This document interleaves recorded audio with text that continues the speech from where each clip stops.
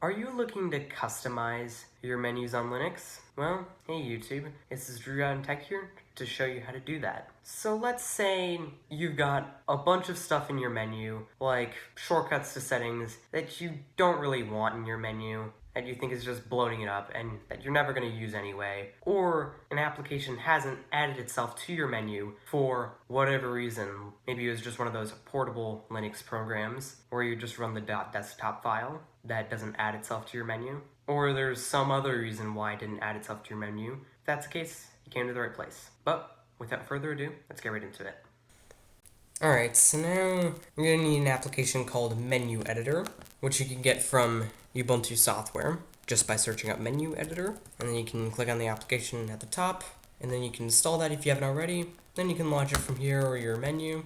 And by the way, I'm demonstrating this on Budgie Desktop. This process of editing your menu may look different across desktop environments, but you could probably still use the same app. Okay, and this warning on Ubuntu always shows up no matter what, just ignore it. Alright, so now let's say there's something that you don't want being shown. It's like there's a lot of shortcuts to settings that you may not want. So then you can just go there and then turn on hide from menus and make sure to save it. And if you're getting a behavior in the settings where it's, for example, going date and amp:time or mouse and amp:touchpad, just go to its settings shortcut and then remove the and amp:, hit save, and then it should go away. Of course, you can rename stuff and the description. If you look at the description, you'll have it right there. You can get it to say whatever the heck you want. And of course, you can add stuff to the menu as well. Let's say you installed one of those portable programs like Tor browser, which doesn't automatically add itself to your menu.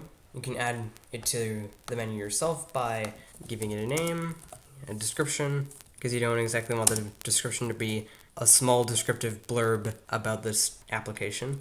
And then command, you'd actually want to go to the program's desktop file, and then it'll be under desktop entry. Look for the exec line, then just copy everything from that line, just that line, and then paste it into the command box. Then you can go to browse icons, and then look to see if your icon set has an icon for it, which if you have the Mac-like icon set, which I showcased in the video that I'll link up in the card, it has a lot of apps in there, including Tor browser. It might be all in one word, but you get the idea. And once you're satisfied with it, you just save it, give it a second to kick in, and then it should show up. Now it does have a bug where it creates an extra section, but we can easily fix that by creating a new directory. Let's just call it internet, whatever the section's called. Hit save, put that app in there, take it right back out, give it a second to kick in, and then there you go. And at that point, you can delete that directory. And then if you're not sure what something is, you can of course search it. Say you need to know where settings is, then it's in preferences. Okay.